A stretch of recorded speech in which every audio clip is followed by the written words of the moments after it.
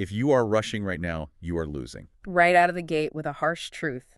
I like it. Well, I mean, it's true, right? We usually picture time as this really rigid physical object, like a metronome ticking away or a train schedule. Yeah, the literal hands on a clock just moving with this absolute unyielding mechanical precision. Exactly. You have a deadline, the clock strikes midnight, and the game is over. But history's greatest power players realized something completely different. They really did. They realized that time isn't a master at all. It is actually a weapon. And if you don't know how to wield it, well, it is currently being used against you. That is the ultimate paradigm shift, honestly. Moving from being a victim of the clock where you're constantly sweating over deadlines and schedules to becoming the person who actually winds the clock. I love that phrasing, winding the clock. Because the moment you realize that the ticking sound is just a psychological trigger, your entire landscape of decision-making changes. Okay, let's unpack this, because today's mission is to dissect a really fascinating concept from a massive stack of sources on power dynamics. Specifically, we are looking at Law 35, which is master the art of timing. It's a big one. It is. And the materials we are synthesizing today contain historical accounts, ancient fables, strategic breakdowns from, multiple centuries, and they all point to one inescapable truth. Hurrying betrays a lack of control. It broadcasts to the world that you cannot manage yourself, let alone the situation you're in. Right. Mastering time, as we're going to explore today, is the ultimate hidden lever of power. And the fundamental thesis we are pulling from these texts, it challenges almost everything we are taught from childhood about punctuality, about urgency, all of it. Because we were taught to be on time, right? To rush. Yeah, exactly. But the core argument here is that time is an artificial construct. I mean, think about the sheer terrifying vastness of the universe, the limitlessness of eternity. It's a lot to wrap your head around. It is. And human beings created the concept of time, breaking eternity down into seconds and minutes and hours simply to make existence bearable and measurable. So because we constructed the concept of time, we can mold it. Yes. We can stretch it, shrink it, and manipulate it to our advantage. I want to say this directly to you, the listener. Whether you are navigating a high-stakes corporate negotiation right now, or maybe managing a deeply tricky, draining personal relationship, or just trying to survive an incredibly overwhelming week where every single email feels like a 5-alarm fire. We have all been there. Oh, absolutely. But mastering the 3 specific types of time we are covering today will permanently change how you view your calendar. You are going to stop reacting to other people's emergencies. What's fascinating here is the direct link the source material draws between time perception and human emotion. How so? Well, when you are in a state of inner turmoil, like when you are panicked or angry or anxious, time feels like it is moving frighteningly fast. Yeah, you feel rushed. You scramble. Exactly. But emotional control, the simple act of mastering your internal response to external chaos, physically alters your perception of reality. It slows time down. Oh, wow. And in that altered, slowed down state, patience transforms. It is no longer just a passive virtue. It becomes a highly calculated offensive strategy. That sets the stage perfectly. We are going to journey through 3 distinct phases of this mastery. First, we have to look at the defensive posture of what the text calls long time. Defense is crucial. It is, but defense isn't enough to win. If you are in a position where you need to take ground, where you cannot afford to wait for the universe to hand you an opportunity, how do you impose your own clock on a hostile environment? That is forced time. Right, forced time. And finally, we will cover the decisive, devastating execution of end time. Anchoring all of this is the epic survival story of an 18th century French politician who treated time like a physical canvas. I cannot wait to get into his story. It is wild. It really is. But to manipulate time offensively, we first have to understand the mechanics of enduring it. This brings us to the illusion of time and the immense power of long time. Yeah, and the text illustrates the danger of failing to understand this with a 17th century parable. It's about a Ming painter named Chao Yung. Okay, set the scene for us. So, late one winter afternoon, Chao Yung sets out to visit a town across the river. He has a young boy with him carrying his belongings. And these belongings consist of a very precarious stack of important books and some loosely tied papers. Sounds like a recipe for disaster. You know it is. So they take a ferry, and as they approach the other side, Chao Yung watches the sun going down. He is absolutely terrified of being locked out of the town at night and falling prey to local bandits. That fear the deadline. Exactly. So he asks the boatman, the town is a mile away. Will we have time to get to the gates before they close? I can already feel the anxiety of that artificial deadline building up. Right. And the boatman's response is the crux of the entire philosophy here. He looks at the boy, looks at this precarious bundle of loosely tied papers, and says, "Yes, if you do not walk too fast." Which sounds like a complete paradox to anyone currently in crisis mode. How do you ensure you arrive before time runs out? By deliberately not hurrying. It makes no logical sense to a panicked mind. But Chow Yun and the boy do exactly what human nature dictates. Fear and impatience take over. They run. They break into a sprint. And because they force the pace, the string around the paper snaps. Oh no. Yep. The documents scatter everywhere in the dirt. It takes them many agonizing minutes in the fading light to gather the papers, organize them, and retie the packet. Only guess. By the time they finally reach the city gates, they are locked out. They created the exact nightmare they were desperately trying to avoid. That is just so relatable. This is the equivalent of a modern software team rushing to push an update before a Friday afternoon deadline. Oh, the Friday deployment. The dreaded Friday deployment. They panic, they skip the final code review, and they just push it live. And suddenly the entire platform crashes. And the fallout from that single rushed mistake takes the entire weekend to fix. Exactly. Client trust is broken, executives are furious, and the developers are pulling an all-nighter.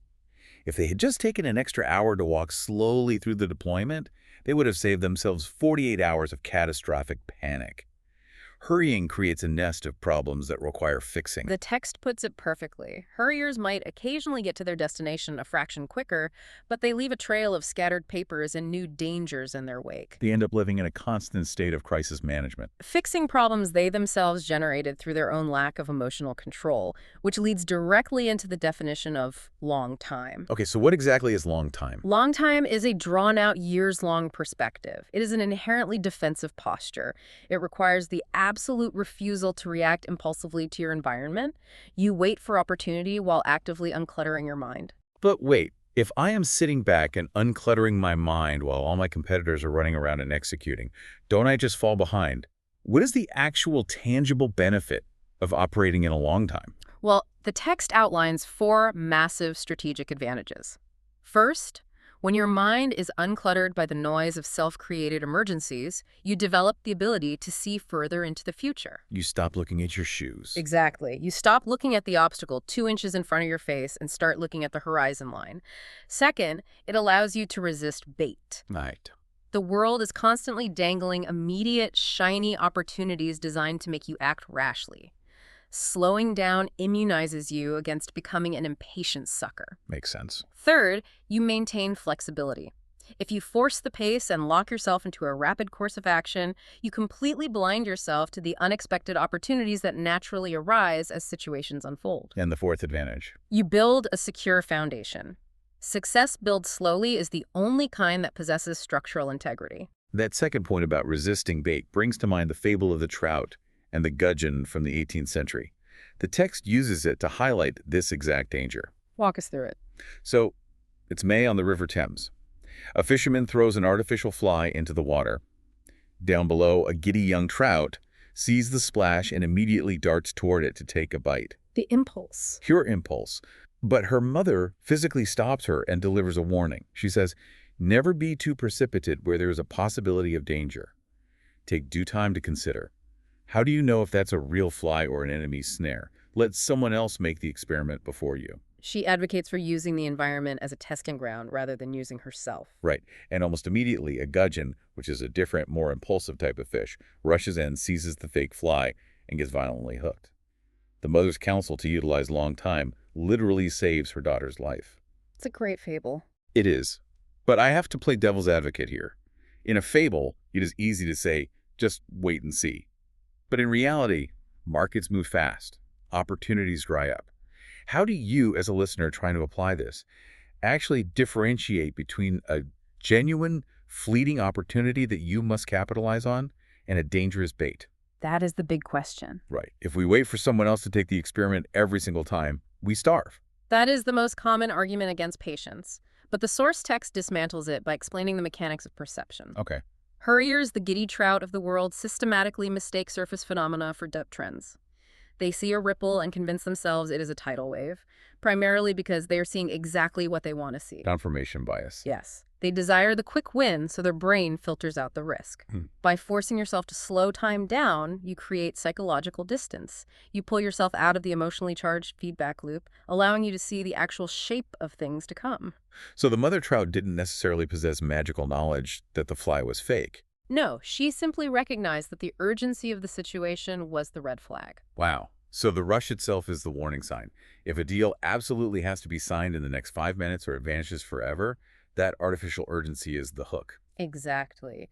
And the text provides a monumental historical proof of this concept via Tokugawa Ieyasu. The Japanese emperor. Right, from the early 17th century. Ieyasu was a master of long time. He was serving as a general under his predecessor, Hideyoshi. Now, Hideyoshi was headstrong, fiercely impatient, and he decided to launch a massive, rash invasion of Korea. Which is a huge undertaking. Huge! And if you are an ambitious military leader in that era, the overwhelming instinct is to jump into the fray. You want glory, you want the spoils of war, and you want to prove your loyalty. Right. The fear of missing out is a powerful motivator. Yeah. If you stay home while everyone else goes to war, you risk being permanently marginalized in the political hierarchy. But Ieyasu stepped back. He analyzed the geopolitical reality without the emotional fever that was sweeping the nation. He realized the invasion was logistically flawed and destined to be a catastrophic failure. He saw the hook. He saw it clearly. He understood it would inevitably lead to Hideyoshi's downfall, so he patiently stood on the sidelines. The text emphasizes that he waited for years. Years. Just watching. Just watching. He let the hurriers rush headlong into a meat grinder. When Hideyoshi failed and the power structure collapsed, Ieyasu was perfectly positioned. His resources were intact, his troops were rested, and he calmly stepped into the vacuum to seize power for himself. He essentially let Hideyoshi be the gudgeon. He allowed his own leader to test the artificial fly of the Korean invasion. Precisely. Long time involves controlling your own emotions, but it also requires recognizing the uncontrolled emotions of your rivals. You can actually step aside and let their impatience destroy them, intervening only when the fruit is rotting on the vine and ready to fall into your hand. But that requires an incredible amount of autonomy. Ieyasu could choose to sit out. What happens when you don't have that luxury? What happens when the pressure to rush isn't just internal, but is being violently demanded by the people around you? That is a very dangerous spot to be in. How do you convince a team or a mob to align with long time? That shifts the application of long time from internal discipline to external leadership. Yeah. The text addresses this through the story of the Roman general Sertorius. Okay, tell us about Sertorius. Sertorius was rapidly gaining strength, with various barbarian tribes flocking to his banner. But he faced a terrifying problem. These newly arrived troops completely lacked discipline. A bad combination. Terrible. Clue. They were flush with overconfidence and began shouting demands at him to attack the Roman enemy immediately. Which is an incredibly relatable dynamic. Imagine being a project manager where your stakeholders, or maybe even your board of directors, are demanding immediate, visible action on a new initiative. They want results yesterday. They don't care about the foundational architecture. They confuse frantic activity with actual progress. They want to see features shipping immediately, even if it compromises the entire system. And as a leader, if you simply say no to a mob, whether it's barbarian warriors or an angry board of directors, you risk a full-scale mutiny. They will perceive your patience as weakness or incompetence. So what did he do? Sertorius understood the psychological trap. He tried to win them over with logical arguments about strategy and supply lines, but the mob's emotional momentum was too strong. So he executed a brilliant, counterintuitive maneuver. He actually allowed them to attack. Wait, that sounds like a dereliction of duty. He sent his own men into a battle he knew they would lose. He orchestrated a calculated defeat. He knew they weren't ready, and he knew they would be beaten, but he meticulously calculated that they would suffer a severe defeat without being completely annihilated. That is a fine line to walk. It is. He utilized failure as a psychological teaching tool. He let them experience the brutal, visceral reality of their own impatience. They rushed in, they were violently repelled by the disciplined Roman legions, and they fled back in an absolute panic. And this is where the genius of his timing comes in. He didn't just leave them to be slaughtered. He positioned himself as their savior. Exactly. He provided a rallying point for the retreating fugitives and led them safely back to camp. He let them touch the hot stove so they would understand it burns, but he pulled their hand away before the damage was permanent. By rescuing them, he secured their absolute loyalty, their pride was shattered, their arrogance evaporated, and they were finally in a psychological state to listen to reason. But a dejected army is useless. Right. Sertorius needed to rebuild their confidence, but this time anchored in a profound understanding of time. A few days later, he summoned a general assembly. The soldiers were expecting a severe reprimand. Instead, Sertorius brought out 2 horses. The visual theater of this is incredible. He deliberately constructed a stark visual contrast. One horse was old, weak, and completely enfeebled. The other was a massive, lusty, powerful war horse with a remarkably thick tail. Okay, setting the scene. By the side of the weak horse, he placed a tall, incredibly muscular man.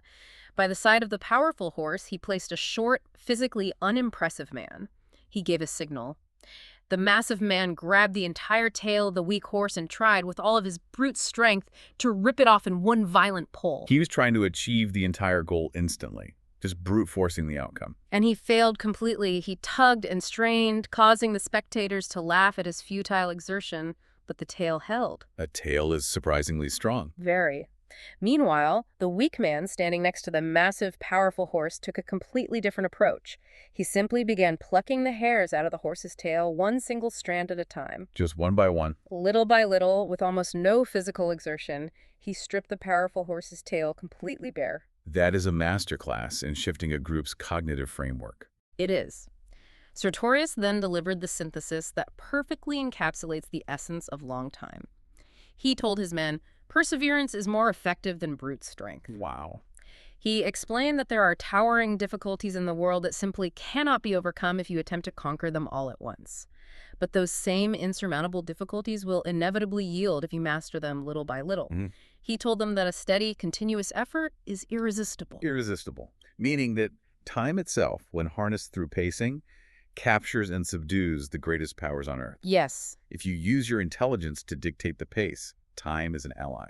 If you rush, time becomes a wall you smash your head against. It is the exact difference between trying to demolish a boulder with a single swing of a sledgehammer, which will just shatter your wrists, versus allowing water to drip into a tiny crack in the stone, waiting for winter, and letting the slow expansion of freezing ice split the boulder effortlessly. That is a perfect mechanical analogy. Sertorius mastered the pacing of his army because he eventually established a stable environment where his authority was recognized. But that leads us to a much darker scenario. What if you aren't the commanding general? What if the environment around you is not just chaotic, but actively trying to exterminate you? Which introduces the most phenomenal character in this entire deep dive. Yes, the absolute master of long time, pacing, and ruthless survival, Joseph Fouche. Fouche's biography is almost unbelievable. It serves as a masterclass in reading environmental shifts and manipulating time to survive one of the most volatile and deadly periods in human history, the French Revolution. We have to break his timeline down into specific acts, because his life was a series of perfectly timed theatrical reinventions. Let's do it.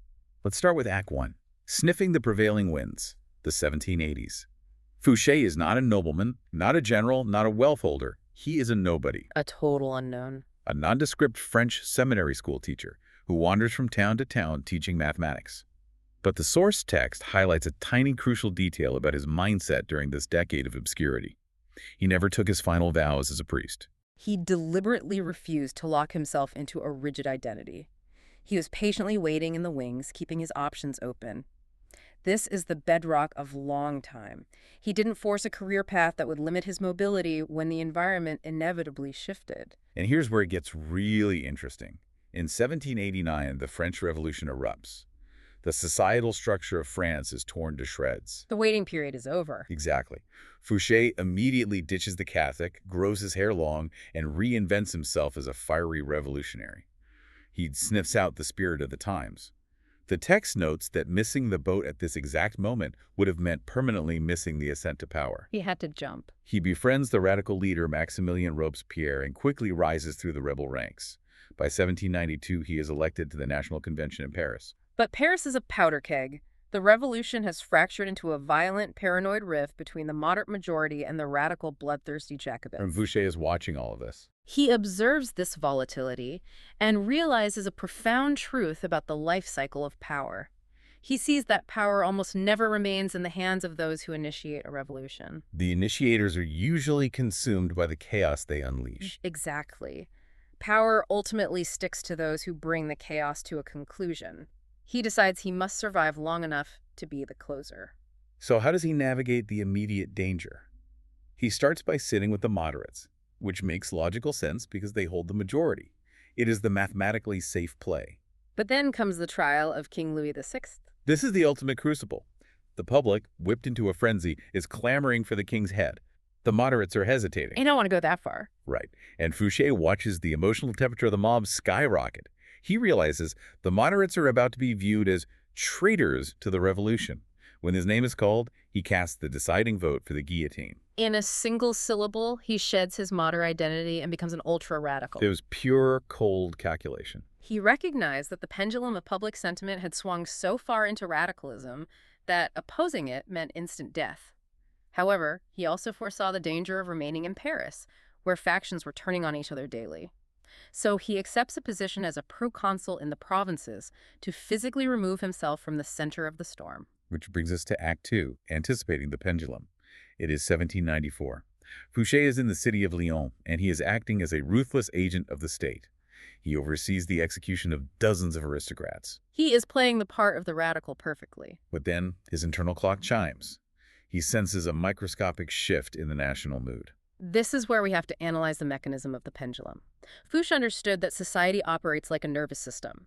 A nation simply cannot sustain a state of hyper-aroused terror indefinitely. People get tired. The human capacity for bloodlust eventually exhausts itself, giving way to profound guilt, fatigue, and a desperate desire for normalcy. Fouche recognized the early symptoms of this emotional exhaustion. So, abruptly, he halts the executions in Lyons. And the psychological result is staggering. Despite the fact that he was the one ordering the executions just weeks prior, the citizens of Lyons are so relieved by the cessation of violence that they hail him as a savior. He read the emotional timeline of the public flawlessly. But Robespierre is not happy. Not at all. Robespierre, who is back in Paris driving the reign of terror to even more psychotic extremes, views Fouche's mercy as treason. He recalls Fouche to Paris to answer for his actions. Uh-oh. Robespierre is currently operating as a dictator, feeding both his enemies and his former friends to the guillotine. Fouche is explicitly next in line for the blade. If I am Fouche in that moment, I am panicking. The instinct would be to flee the country in the dead of night or to try and hastily organize an assassination attempt on Robespierre. The instinct is to force the pace out of sheer, unadulterated terror. Which is exactly how most of Robespierre's victims behaved, and it led directly to their deaths. Fouche, however, retreated into long time. He waited. He engaged in a tense, weeks-long struggle. While Robespierre is standing in front of the assembly, ranting loudly and demanding Fouche's arrest, Fouche operates in the shadows. He quietly, patiently moves through Paris, speaking in hushed tones to the moderates, the terrified Jacobins, the people who are silently tiring of Robespierre's madness. Fouche realizes his only asset is time. Every day he avoids the guillotine is another day he can recruit allies. He leverages the universal mechanism of fear. He points out to everyone that if Robespierre can target him, a loyal radical, then absolutely no one in the assembly is safe. That patient, invisible web he weaves culminates on July 27th. When Robespierre stands up to demand more blood, the convention finally turns on him. They shout him down. Robespierre is arrested, and days later it is Robespierre's head that falls, not Fouche's. Fouche's mastery of the clock literally saved his neck. If we connect this to the bigger picture, it is what Fouche did around Robespierre's execution that completely upends how we think about strategy. It really is wild. He was the invisible architect of Robespierre's downfall. Everyone fully expects him to sit with the victorious moderates who are now reclaiming power. But he rejects them. He changes sides yet again and aligns himself with the radical Jacobins, the minority, the losing team. It seems backwards. I always assume you attach yourself to the victors. Why would he deliberately choose the losers? Because Fouche isn't reacting to the current moment. He is already living in the next one. He is anticipating the inevitable reaction. The pendulum again. Exactly. He knows that the moderates who just seized power are going to initiate their own reciprocal reign of terror, this time targeting the radicals to avenge their past suffering. By intentionally siding with the Jacobins, Fouche is positioning himself to be counted among the martyrs of the days to come. He wants to be a victim. He calculates that the moderates will eventually fall from power because the public is fundamentally sick of executions, regardless of who is organizing them. He wants to be viewed as a victim of the new regime, not an architect of it. He is buying insurance for when the winners overplay their hand. He perfectly waits out the pendulum swing. And the moderates do eventually call for his arrest in 1795, and they fully intend to execute him. But too much time had passed. By the time they get around to him, the public appetite for the guillotine is completely gone. The pendulum had swung toward amnesty, and Fouche survives yet again. This moves us into Act 3, hiding in the grass. A new, even more moderate government takes over, the Directoire. Fouche, carrying the baggage of his radical past, knows he cannot be seen. So he disappears. Just poof. He maintains a completely low profile for several years, allowing the relentless passage of time to soften the bitter memories of his past betrayals. And once enough time has passed to blur the public's memory, he reinvents himself once more. He approaches the new government with a new value proposition: intelligence gathering. He becomes a spy. He becomes a paid spy, proves himself indispensable, and by 1799 he is appointed Minister of Police. His entire job description is now literally to sniff out where the political winds are blowing. And his primary target is a brash, highly ambitious young general named Napoleon Bonaparte. Napoleon? Fouche analyzes the geopolitical landscape and realizes the Directoire is weak, while Napoleon possesses the military strength and public adoration to represent the future.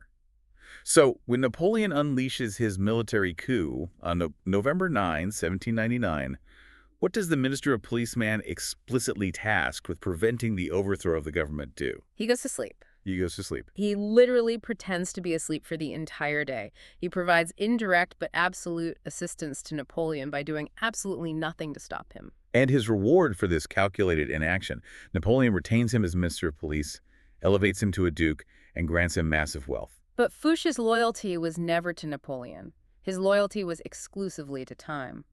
By 1808, Fouche senses a disturbance in Napoleon's rhythm. Napoleon initiates a grinding feudal war in Spain. The text points out that Fouche viewed this as a fatal symptom, a sign that Napoleon was losing his sense of proportion and overextending his timeline. Fouche refuses to stay on a sinking ship. He secretly begins conspiring against the emperor. The conspiracy is ultimately discovered and fails, but Fouche has woven himself so deeply into the fabric of the state that he survives the fallout, though he is kept on a very tight leash. The audacity is staggering. Fast forward to 1814, Napoleon's empire crumbles, he is exiled, and the Bourbon monarchy is restored under King Louis XVIII. Fouche observes the new king and determines Louis lacks the charisma and ruthless pacing required to hold the country. So first reverts to his most reliable strategy. He retreats into the grass. He stays completely out of the spotlight. And exactly as he predicted, in 1815, Napoleon escapes his prison on Elba and begins marching back to Paris. King Louis XVIII is in an absolute panic. The army is defecting to Napoleon. The king turns to the only man in France who possesses the intelligence network and cunning to potentially save the monarchy: Joseph Fouche. The very man who, decades earlier, had cast the deciding vote to sever the head of the king's own brother, Louis VI. That perfectly illustrates the sheer gravitational pull of Fouche's power. But Fouche declines the offer. He refuses to lash his fate to a king he knows is about to flee. He casually pretends that the king's fears are unfounded, swearing that Napoleon will never reach Paris, even though Fouche's own spies have told him Napoleon's return is inevitable. The king, feeling deeply betrayed and terrified of leaving such a dangerous operative behind for Napoleon to utilize, issues orders for Fouche's immediate arrest and execution. Which gives us one of the greatest escapes in recorded history. It's March 16, 1815. The king's police surround Fouche's carriage on a Paris street. They have him dead to rights. Does he panic? Does he fight? No. Of course not. Fouche calmly, with total emotional control, informs the heavily armed officers that an ex-member of the government cannot legally be arrested on a public street. Which is a complete fabrication. A bureaucratic bluff. But he delivers it with such authority that the police actually fall for the delay tactic and allow him to return to his home. Later that afternoon, they arrive at his estate with the proper warrants. Fouche nods gracefully. He accepts his fate. He asks only one small favor. Would the officers be so kind as to allow a gentleman to wash and change his clothes before leaving his house for the last time? The officers, respecting his aristocratic demeanor, grant permission. Fouche steps into his private chambers. The police wait in the parlor. Minutes tick by, then more minutes. Finally, their patience wears thin and they force the door. And the room is empty. Gone. There is a wooden ladder leaning against an open window, leading down into the garden. He literally climbed out a window to buy himself a few days of time. It's amazing. He hides in the Paris underbelly while Napoleon's forces arrive. The king flees in terror, and Fouche simply walks out of the shadows to greet Napoleon and reassume his post as Minister of Police. Right. He cheated the executioner simply by manipulating the clock of the men sent to kill him. And even after Napoleon's final devastating defeat at Waterloo, Louis XVIII returns to the throne.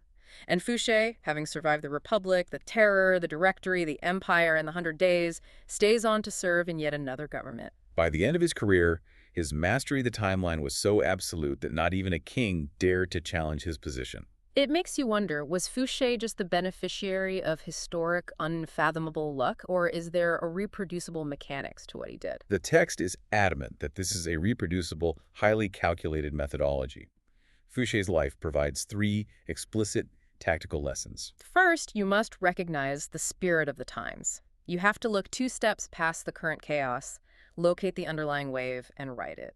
And crucially, that spirit is often obscure. You don't look at the loudest faction screaming in the streets. You look for the silent, dormant exhaustion building beneath the surface. Second, anticipate the reaction. Every potent action in society or business creates an equal and opposite reaction. Don't just ride the current wave. Position yourself in the vanguard of the inevitable pushback. And third, treat patience as both a sword and a shield. When you are objectively weak, never allow emotion to dictate your actions. Play for time. Slither under a rock, maintain absolute silence, and let the hurriers destroy each other. He treated time as an impenetrable shield. But that leads us directly into a necessary evolution of the strategy, because waiting, fundamentally, is a defensive posture. True. Fouche survived by anticipating the environment. But what if you need to actively conquer the environment? Once you control your own emotional responses and master long time, you gain the ability to flip the script. You can begin to actively manipulate the timing of your opponents. This is what the text categorizes as forced time. Forced time. Precisely. Forced time abandons the years-long perspective. It is deeply short-term and highly offensive. The primary objective is to fundamentally upset the timing of your adversaries, to distort their perception of reality by dictating the pace of engagement. The sources outline a few distinct tactical applications of this. Tactic 1 is making them wait, the weaponization of limbo. There's a brilliant historical example from 1473 involving Mehmed the Conqueror, the legendary Turkish sultan. Set this one up for us. Mehmed invites a Hungarian emissary to Istanbul for high-level peace talks aimed at ending their prolonged conflict. The emissary arrives, expecting immediate negotiations. Instead, Turkish officials profusely apologize. Mehmed, they explain, just had to ride out to battle another foe, Uzun Hasan, in the east. Oh, how convenient. Right. But the Sultan deeply desires peace, so they request the emissary follow him to the military front. The emissary, desperate for a treaty, travels east. But upon arriving at the camp, he is informed Mehmed has already moved his forces further along. This absurd chase repeats itself multiple times. Just constantly moving the goalposts. The emissary is constantly in transit, perpetually lagging behind. And crucially, at every single stop, Turkish officials lavish the emissary with massive banquets and extraordinary gifts. A gilded cage. Exactly. These ceremonies are intensely pleasurable, but they are also incredibly time-consuming. Eventually, Mehmed completely defeats his eastern enemy, returns, and finally meets with the exhausted emissary. But Mehmed's terms for peace are suddenly excessively harsh. The negotiations predictably fail, the emissary returns home empty-handed, and the stalemate between the two nations continues. On the surface, it looks like a colossal waste of diplomatic time. But when we break down the logistics of the era, the genius of the strategy becomes apparent. Mehmed was fighting a two-front war. He knew that taking his entire army east to fight Uzun Hasan would leave his western flank completely exposed to a Hungarian invasion. He needed to pause the Western Front. He needed a way to physically neutralize the Hungarian military without engaging them in combat. So he used the emissary as a human placeholder. He dangled the tantalizing lure of a peace treaty, controlled the literal clock of the negotiations, and kept the emissary, and by extension, the entire Hungarian government in a state of paralyzed limbo. They wouldn't attack while a peace treaty seemed imminent. But they couldn't sign the treaty because the target kept moving. That is the perfect modern definition of stringing someone along. I want you, the listener, to think about the power dynamics in your own life. Have you ever dealt with a client or superior who constantly reschedules on you? Let's meet Tuesday at noon. Oh, wait, an emergency came up. Let's do Friday. Actually, push it to next Monday. Whether they are doing it consciously as a power play or unconsciously out of disorganization, the physiological effect on you is identical. They are subtly asserting absolute dominance over your schedule. They leave you perpetually unbalanced, unable to commit to other projects because you are waiting on their terms. It completely drains your momentum and agency. It forces you to live in their reality. Yeah. You're constantly adjusting to their clock, which degrades your own structural integrity and leaves you highly vulnerable when they finally decide to engage. But forced time has an inverse application as well. Tactic 2 is making them hurry, creating the pressure cooker. This is where you intentionally start an interaction at a slow, meandering pace, lulling the opponent into a false sense of security, and then suddenly, violently, apply massive pressure. You make them feel as though the entire world is collapsing on them at once. The text notes that Niccolo Machiavelli deeply admired Cesare Borgia for utilizing this exact tactic. During delicate negotiations, Borgia would suddenly, without warning, press vehemently for an immediate decision. It completely shattered the opponent's carefully constructed pacing. Because who in 15th century Italy would dare tell Cesare Borgia to wait?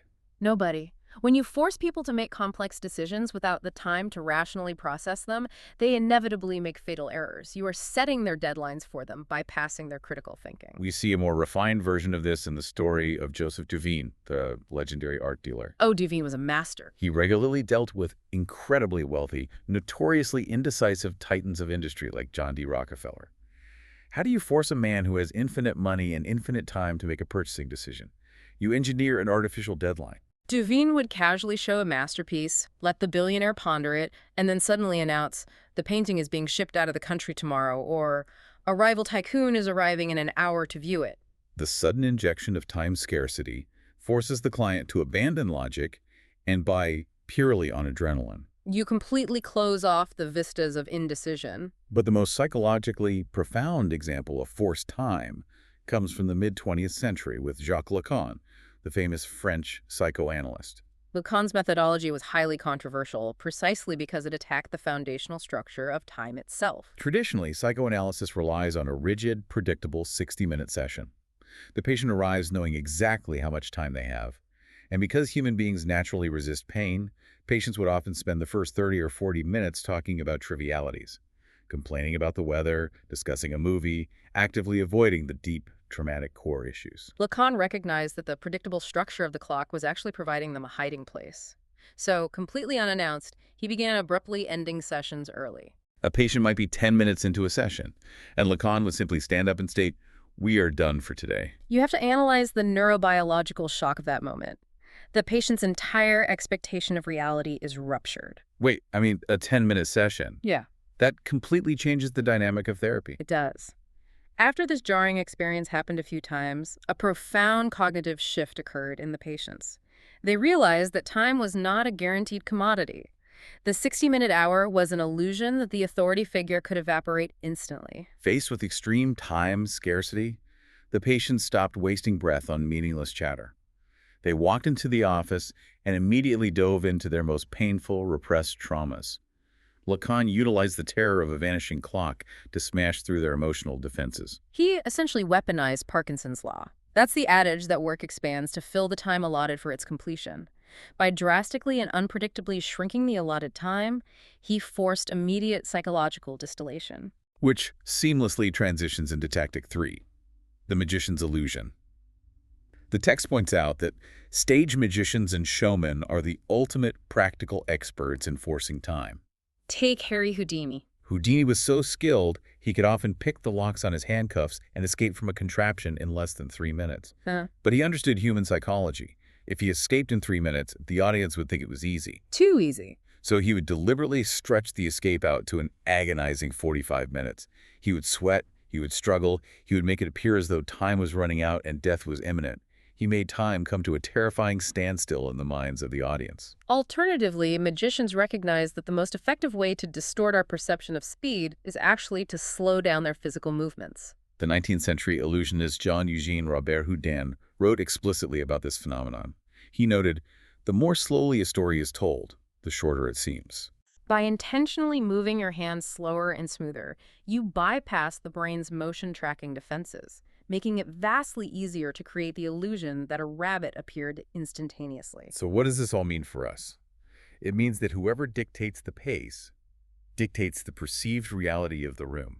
If you possess the emotional control to make someone wait in limbo, the authority to make them rush into a panic, or the theatricality to entrance them with your rhythm, you control the entire interaction. You are the one winding the clock. But that control, as powerful as it is ultimately just a setup. All the Yeah. waiting, all the manipulating is meaningless if you cannot deliver the final blow. Which brings us to the ultimate phase of time mastery, Section 5, end time. This is where the theory gets dangerous. We've endured the slow burn of long time. We've psychologically unbalanced our opponent using forced time, but eventually the clock has to run out. The game has to conclude. The text issues a severe warning here. Endless patience is often just cowardice in disguise. It is a vital distinction. Do not become one of those individuals who present themselves as paragons of stoic patience, when in reality they are simply terrified of bringing an event to a definitive close. They fear the consequences of action. Exactly. The source material is ruthless on this point. Patience is entirely worthless unless it is fused with the absolute willingness to fall mercilessly on your opponent the split second the timing is right. This is end time. It is the precise moment when a carefully constructed plan must be executed with blinding speed, overwhelming force, and absolute finality. This raises an important question. When exactly do you stop waiting? How do you recognize the trigger to transition from long time to end time? The text provides a chilling, highly accurate metaphor of a snake charmer. The charmer uses calm, steady, repetitive rhythms to draw the deadly snake out of the basket. He uses patience and pacing to manage the threat. But once that cobra is fully out of the basket and exposed, the charmer does not dangle his foot over its head. He doesn't play games with a live threat. There is zero margin for error in the endgame. When the conclusion finally arrives, it cannot involve hesitation. It must be executed with blinding speed. Because kinetic speed inherently paralyzes the opponent's cognitive processing. In military terms, it's called getting inside their ODA loop. Observe, orient, decide, act. If you move fast enough, your opponent is still trying to observe what is happening while you have already acted and concluded the engagement. Speed also masks any minor tactical mistakes you might make during the execution, and it generates a massive aura of inescapable authority. The source text utilizes an incredibly vivid biological image to illustrate this. The hawk. Picture a hawk patiently and silently circling the sky, riding the thermals incredibly high up. It possesses powerful vision, tracking its prey in the grass far below. The prey has absolutely zero awareness it is being hunted. That circling, that silent observation is long time. But suddenly, when the alignment is perfect, the hawk folds its wings and swoops down in a steep dive. The kinetic energy and speed of that strike simply cannot be defended against by the prey. Before the rabbit even registers the shadow, the talons have pierced its spine, and the interaction is permanently over. It is the ultimate synthesis of extreme patience followed by extreme, unhesitating violence of action. It perfectly mirrors the behavior of a brilliant chess grandmaster. If you watch high-level chess, a grandmaster will often play highly defensive, seemingly passive positional moves for 40 turns. They slowly shift pieces, fortifying walls, giving the illusion that they are just trying to survive and force a draw. They systematically lull the opponent to a state of cognitive fatigue and overconfidence. And then, the opponent leaves a microscopic gap in their defense. Instantly, the grandmaster abandons the defensive posture and executes a brutal, multi-piece combination that results in checkmate in 3 unavoidable moves. That sudden transition from passive waiting to absolute destruction is end time. To hammer the necessity of this transition home, the text quotes Shakespeare's Julius Caesar.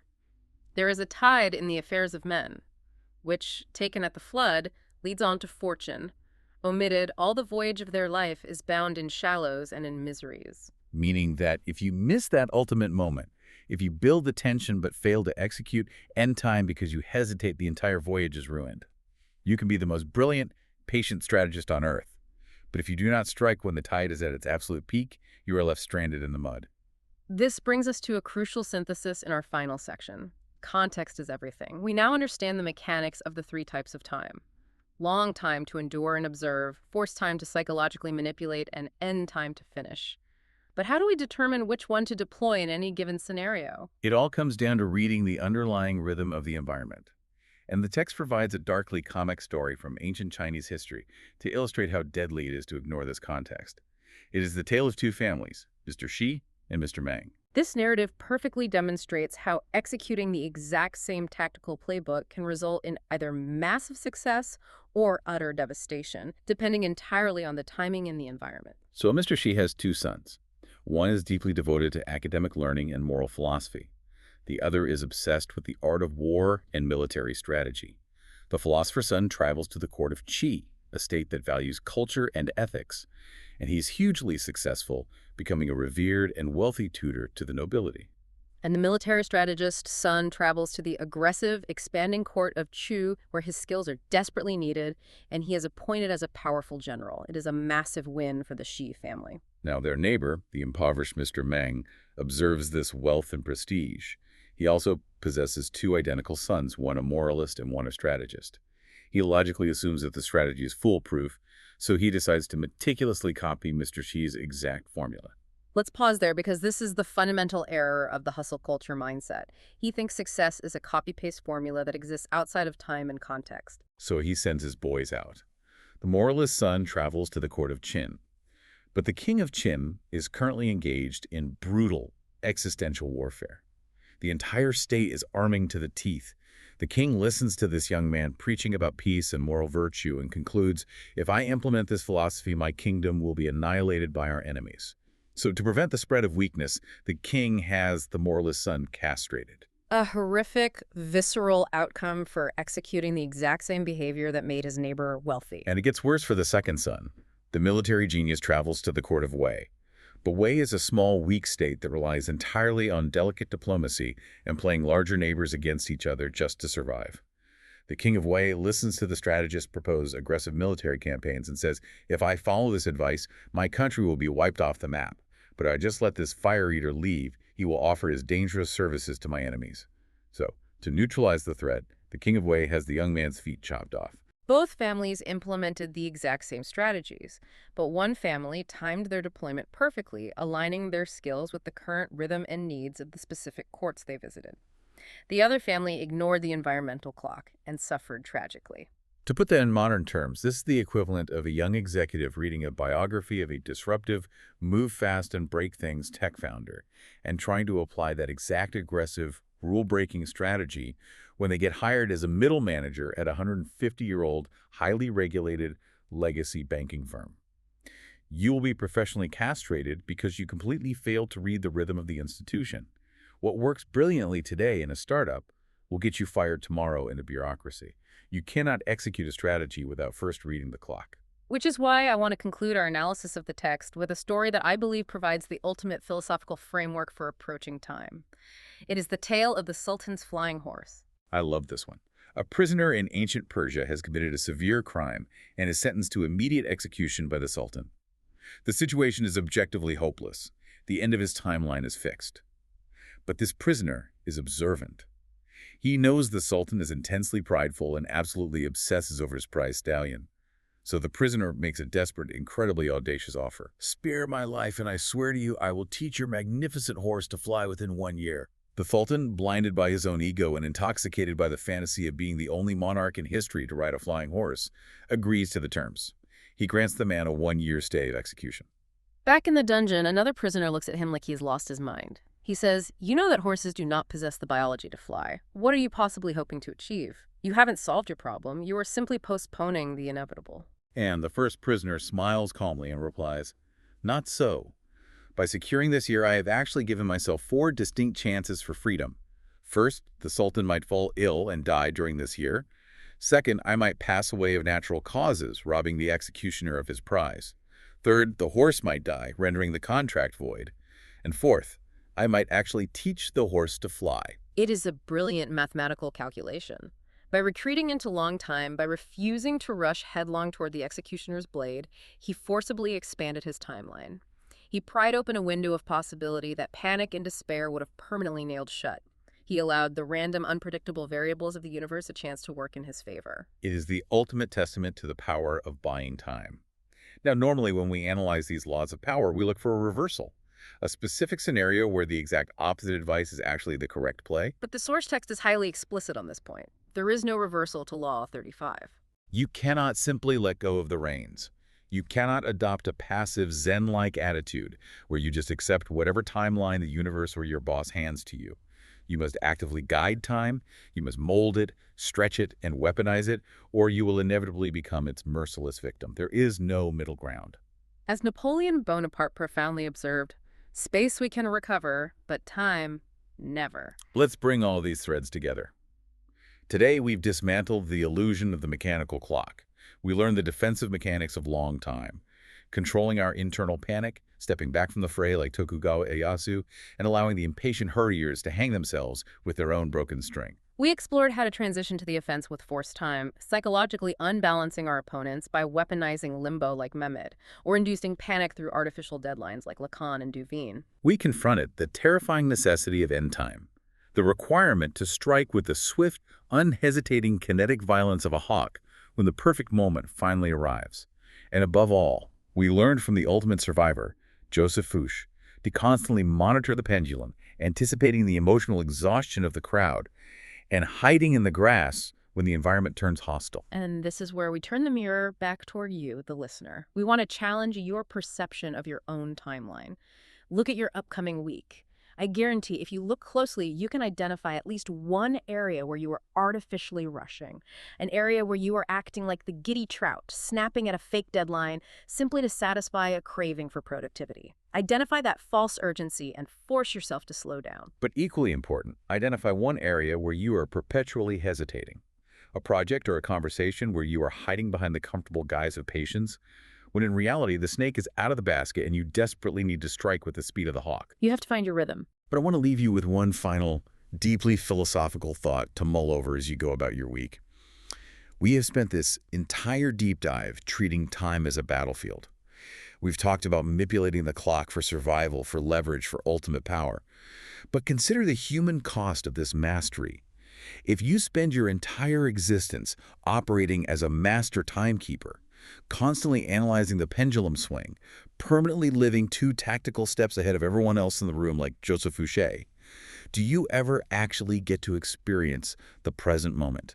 That is a heavy question. When you finally achieve the power you were waiting for, do you possess the ability to turn the analytical clock off?